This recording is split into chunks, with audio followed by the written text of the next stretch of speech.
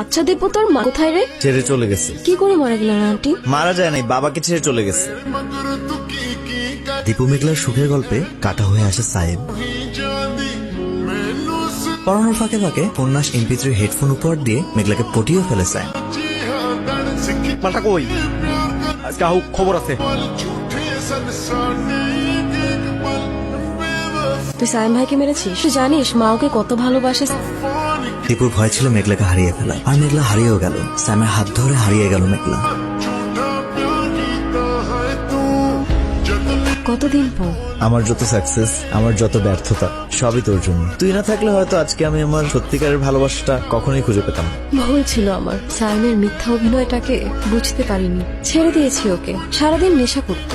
ভালোবাসিস এখনো? ও নীলাদ্রি অনেক ভালোবাসে আমাকে। সুন্দর, খুব সুন্দর। আচ্ছা আমি যাই রে, মা বাসায় একা।